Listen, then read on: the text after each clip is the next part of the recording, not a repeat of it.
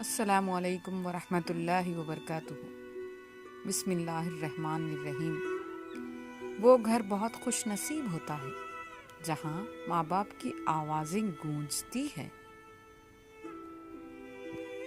لوگوں نے کچھ دیا تو سنایا بھی بہت۔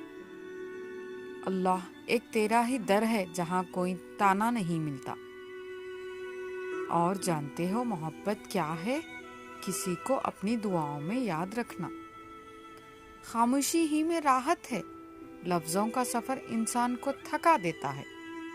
اللہ سے رشتہ جوڑ لو، سب ٹوٹے رشتے جڑ جائیں گے۔ اللہ سے بات کرنے کے لیے الفاظ کو ترتیب دینا نہیں پڑتا۔ بے شک میرا رب وہ ہے جو انسان کے اندر کی اذیتوں سے واقف ہے۔ نماز دنیا سے جنت تک جانے کا ایک سیدھا راستہ ہے۔ قرآن پاک نے لڑکی کو اپنی پسند ظاہر کرنے کا پورا حق دیا ہے۔ اللہ رزق کھول دے تو دسترخوان لمبا کرو، دیواریں نہیں۔ جب تمہیں نماز سکون دینے لگے تو سمجھو کہ خدا تم سے راضی ہو گیا۔ جب اللہ کی رضا ہوگی تو ہر چیز عطا ہوگی۔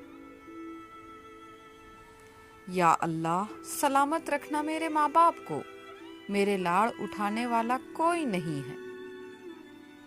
کسی سے اتنی ہی محبت کریں جتنی وہ آپ سے کرتا ہے، کیونکہ بے حساب محبت ہی ذہنی بربادی کا سبب بنتی ہے۔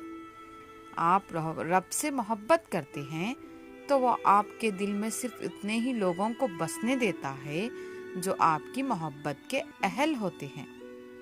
محبت ماں سے سیکھو اور صبر باپ سے۔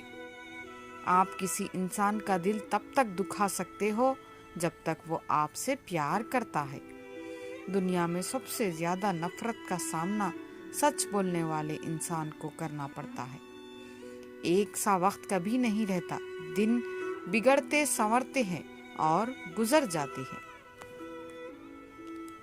اور پھر تم اپنی دعاؤں سے جان جاؤ گے کہ اللہ سے بہتر تقدیر بدلنے والا کوئی نہیں ہے۔ اپنے ارادوں میں مخلص رہو، تم اللہ کی مدد ہمیشہ اپنے ساتھ پاؤ گے۔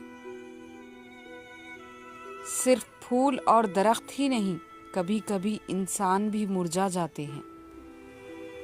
زمین کے جس حصے پر تم نماز پڑھتے ہو وہ حصہ تمہارا گواہ بن جاتا ہے۔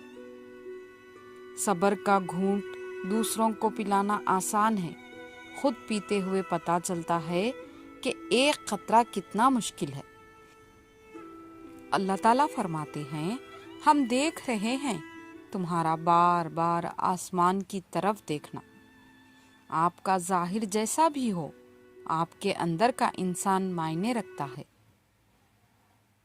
قرآن گواہ ہے اس رب کے معجزوں کا، تم جس سے مایوس ہوئے بیٹھے ہو۔ جزاک اللہ۔